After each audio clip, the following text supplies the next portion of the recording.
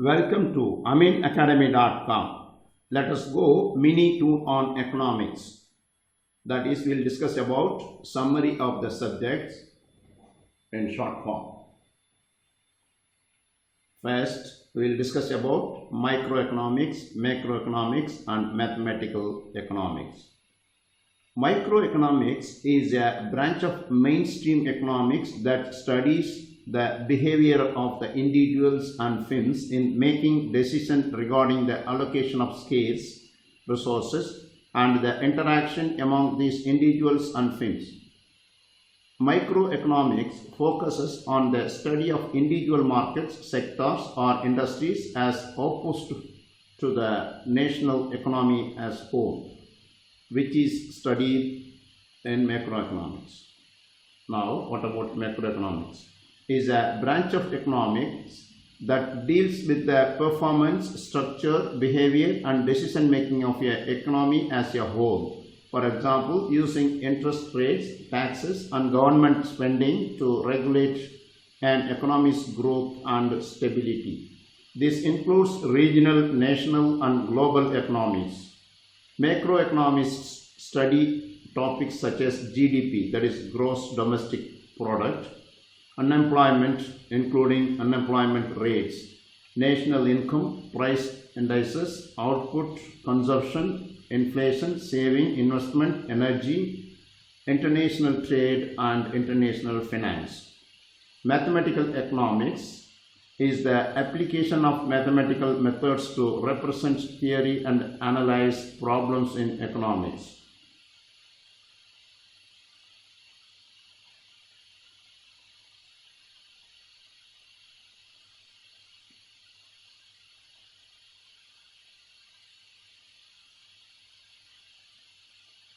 Now, we will further detail about microeconomics. Microeconomics examines how entities forming a market structure interact within the market to create market system. These entities include private and public players with various classifications, typically operating under scarcity of tradable units and light government regulation. The items traded may be a tangible product such as apples or a service such as repair service, legal counsel or entertainment. In theory, in a free market, the aggregates, that is sum of quantity demanded by a buyers and quantity supplied by sellers may reach economic equilibrium over time in reaction to price changes in practice. Various issues may prevent equilibrium and any equilibrium reached may not necessarily be morally equitable. For example, if the supply of healthcare service is limited by external factors, the equilibrium price may be unaffordable for many who desire it but cannot pay for it. There are various market structures exist. In perfectly competitive market, no participants are large enough to have the market power to set the price of homogeneous product. In other words, every participant is a price taker as no participant influences the price of the product. In the real world, markets often experience imperfect competition. Forms include monopoly, in which there is only one seller of good, duopoly, in which there are only two sellers of good, oligopoly, in which there are few sellers of a good, monopolistic competition, in which there are many sellers producing highly differentiated goods, monopsony, in which there is only one buyer of a good, and oligopsony, in which there are few buyers of a good. Unlike perfect competition, imperfect competition invariably means market power is unequally distributed. Firms under imperfect competition have the potential to be price makers which means that by holding a disproportionately high share of market power, they can influence the prices of their product. Microeconomics studies individual markets by simplifying the economic system by assuming that activity in the market being analyzed does not affect other markets. This method of analysis is known as partial equilibrium analysis, that is supply and demand. This method aggregates the sum of all activity in only one market. General equilibrium theory studies various markets and their behavior. It aggregates the sum of all activity across all markets. This method studies both changes in markets and their interactions leading towards equilibrium. Now we'll discuss about production, opportunity cost, economic efficiency, and production possibility frontier. In microeconomics, production is the conversion of inputs into output. It is an economic process that uses inputs to create a commodity or a service for exchange or direct use. Production is a flow and thus a rate of output per period of time. Now we will discuss about economic efficiency. Economic efficiency measures how well a system generates desired output with a given set of inputs and available technology. Efficiency is improved if more output is generated without changing inputs, or in other words, the amount of waste is reduced. A widely accepted general standard is Pareto efficiency, which is reached when no further change can make someone better off without making someone else worse off. Look at this figure. The production possibility frontier, that is PPF, is an expository figure for representing scarcity, cost, and efficiency. In the simplest case of economy can produce just two goods, say for example guns and butter. The PPF is a table or graph as is given, showing the different quantity combinations of the two goods producible with a given technology and total factor inputs, which limits feasible total output. Each point on the curve shows the potential total output for the economy, which is the maximum feasible output of one good given a feasible output quantity of the other good. Scarcity is represented in the figure by people being willing but unable in the aggregate to consume beyond the PPF, such as at point X here.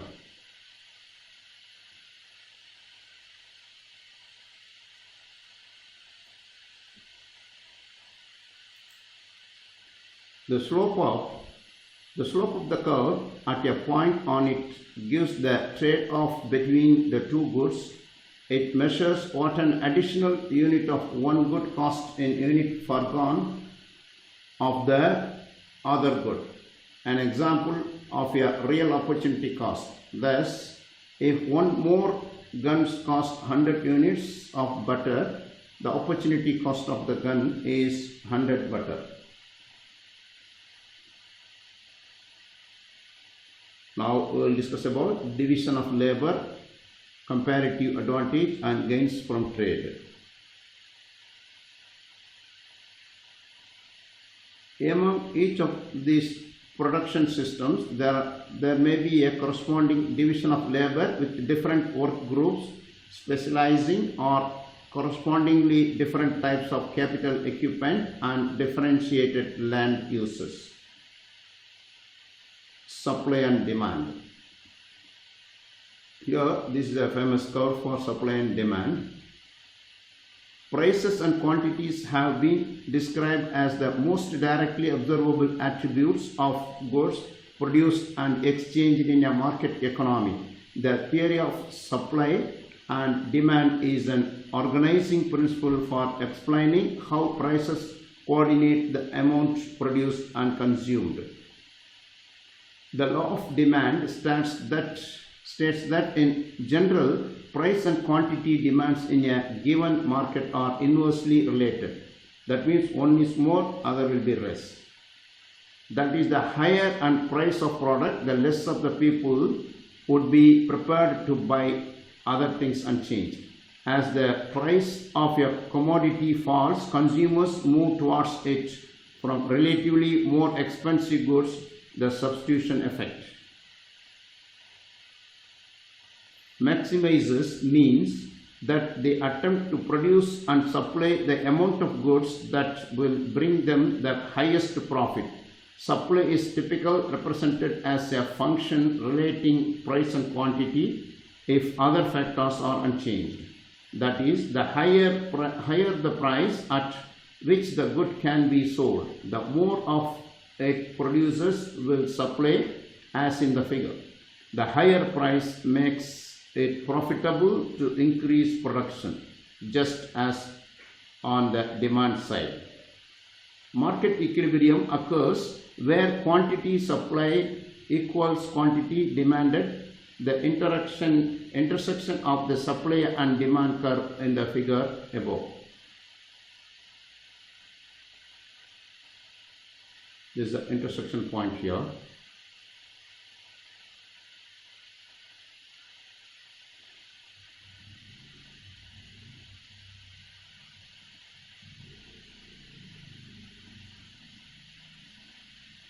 At a price below equilibrium, there is a shortage of quantity supplied compared to quantity demanded.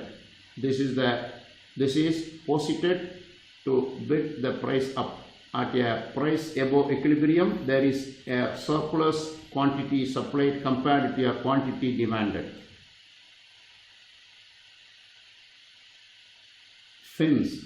People frequently do not trade directly on markets. Instead, on the supply side, they may work and produce through FIMS. The most obvious kinds of FIMS are corporations, partnerships, and trusts. According to Ronald Coase, people begin to organize their production in FIMS when the cost of doing business becomes lower than doing it on the market. FIMS combine labor and capital and can achieve for greater economies of scale when the average cost per unit declines as more units are produced than individual market trading. In perfectly competitive markets studied in the theory of supply and demand, there are many producers, none of which significantly influence price. Industrial organization generalizes from that special case of study the strategic behavior of FIMS that do have significant control of price. Uncertainty and game theory. Uncertainty is in economics is an unknown prospects of gain or loss, whether quantifiable or risk or not. Without it, household behavior would be unaffected by uncertain employment and income prospects. Financial and capital markets would reduce to exchange of a single instrument in each market period, and there would be no communication industry. Game theory is a branch of applied mathematics that considers strategic interactions between agents and one kind of uncertainty.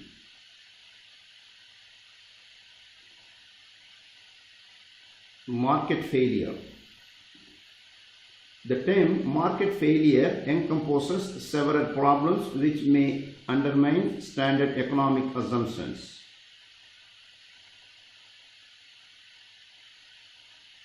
Welfare economics. Welfare economics uses microeconomics techniques to evaluate well-being from allocation of productive factors as to desirability and economic efficiency within an economy.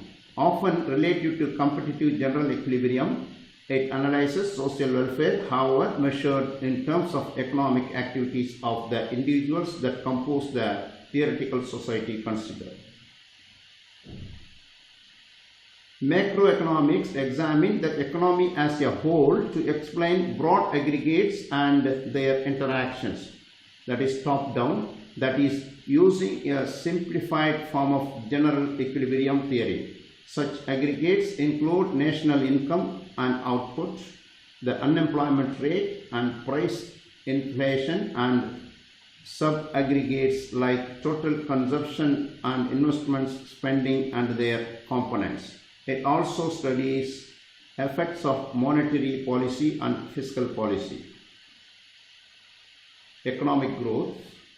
Growth economics study factors that explain economic growth, the increase in output per capita of a country over a long period of time.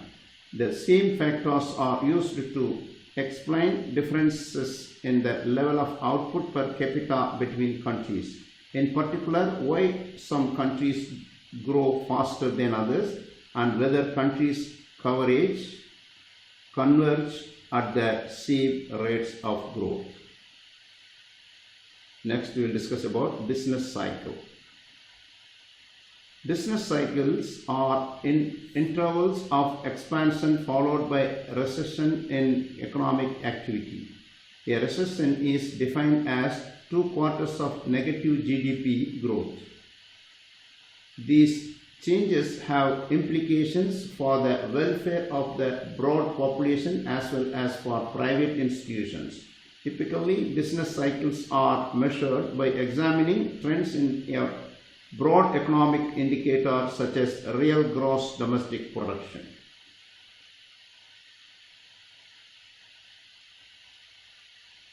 Unemployment, according to the OECD, Organization for Economic Cooperation and Development, is the people above a specified age, usually 15, not being in paid employment or self-employment but currently available for work during the reference period. This is defined as unemployment.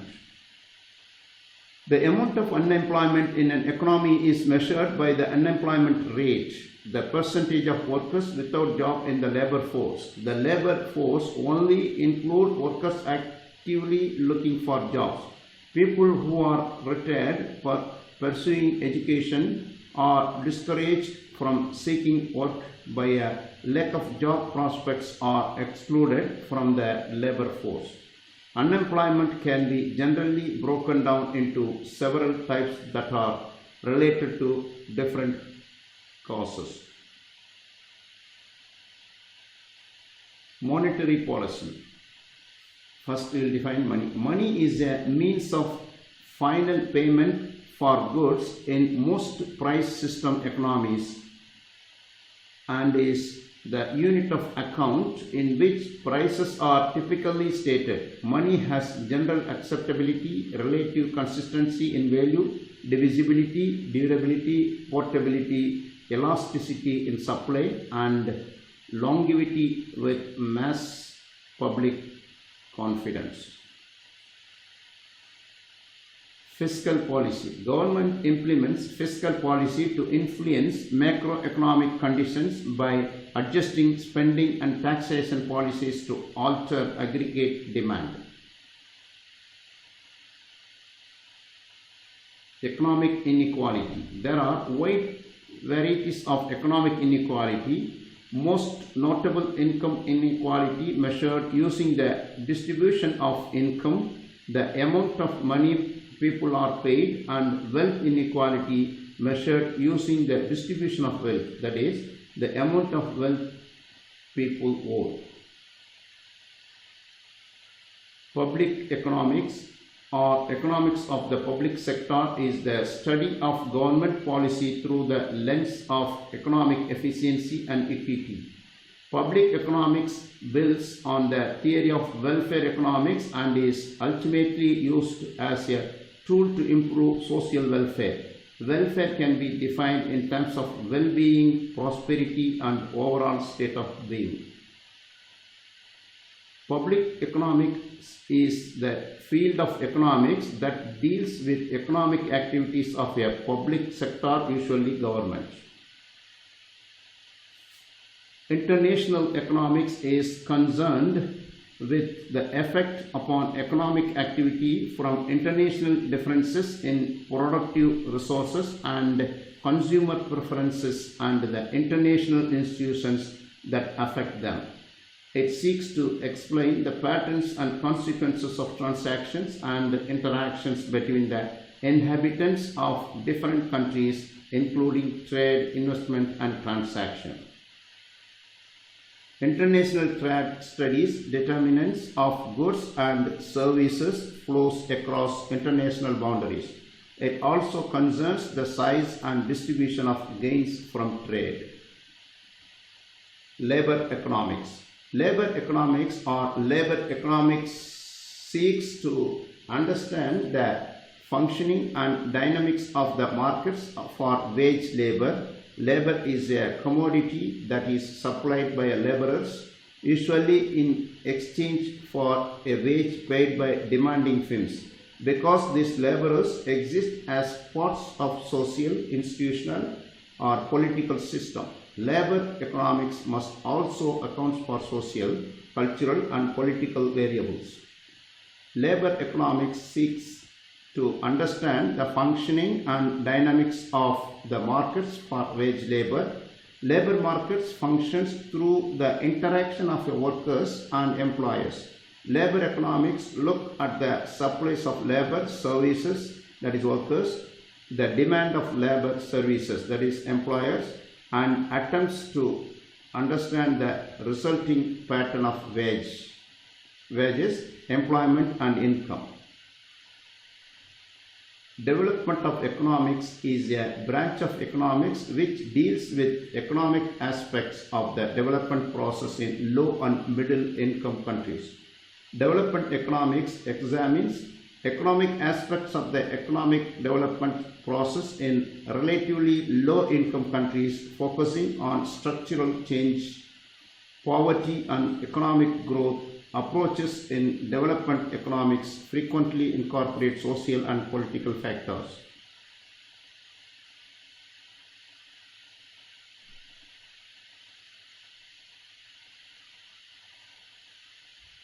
Who is economist? An economist is a professional and practitioner in the social science discipline of economics. The individual may also study, develop, and apply theories and concepts from economics and write about economic policy. Most major universities and many colleges have a major schools or department in which academic degrees are awarded in that subject, whether in the liberal arts, business, or for a professional study, like bachelor and master degrees in economics.